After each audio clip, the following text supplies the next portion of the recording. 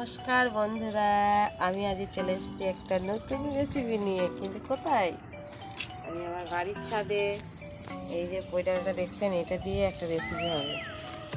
আর এই ডাটাটা দেখুন, এটাও একদিন হবে। এটা একদিন খাওয়া হয়েছে, এসব টবেই লাগানো।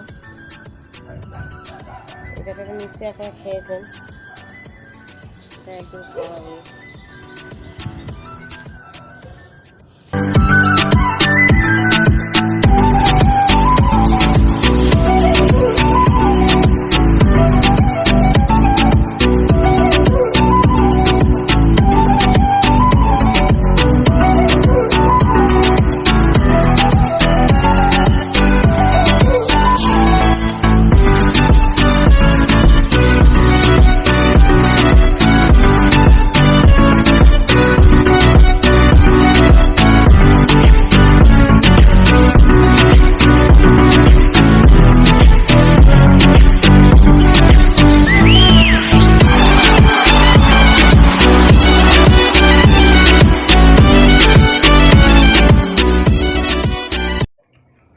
আপনাদের তো বলেছি আমার ছাদে লাগানো পুঁই শাক দিয়ে আজ একটা রেসিপি বানাবো। তার জন্য দেখুন পুঁই শাক কেটেই নিয়েছি।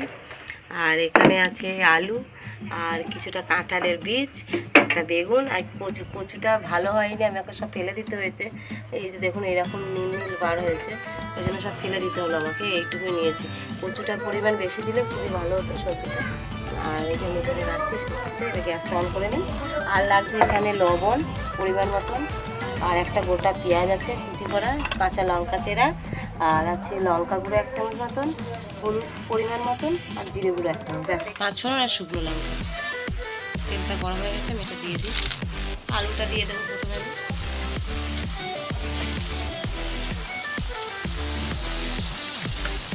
একটু হলুদ দিয়ে দিলাম 1 চামচ মতন, আর একটু লবণ দিয়ে আলুটা ভেজে নেবো।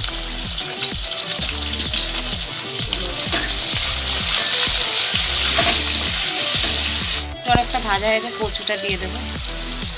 কচুটা একদমই অল্প হয়ে গেল, কাঁঠালে বীজ কটা দিয়ে দিচ্ছি। ঢাকাটা খুলে আলুটা খুলে ভাজা, পেঁয়াজটা দিয়ে দেবো। ঢাকাটা খুলে আলুটা ভাজা হয়ে গেছে, বেগুনটা দেবো। এবার মশলাগুলোও দিয়ে দেবো। এখানে তো বলেছিলাম জিরে গুঁড়ো আছে 1 চামচ, হলুদ, লবণ, লঙ্কা গুঁড়ো, কাঁচা লঙ্কা চেরা। মশলাটা দিয়ে দেবো আর সামান্য জল দিয়ে।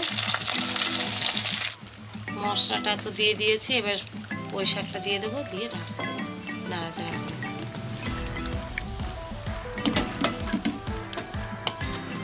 দেখি ঢাকাটা খুলে একটা জল বেড়েছে, আর অল্প পরিমাণে জলটা দেবো পরে, প্রায় হয়ে যায়। ঢাকাটা খুলে দেখি কষানো সবই। ডাটাটা সিদ্ধ হওয়ার জন্য অল্প পরিমাণে জল দিতে হবে, যেহেতু এটা ঝোল হচ্ছে, গামাখা ঝোল হবে। অল্প পরিমাণে জলটা দিয়ে দিলাম। যদি হয়ে গেছে, যদি আপনাদের এই ভিডিওটি ভালো লেগে থাকে তো লাইক, শেয়ার, কমেন্ট, আর আমার চ্যানেলটাকে অবশ্যই আপনারা সাবস্ক্রাইব করবেন নতুন নতুন রেসিপি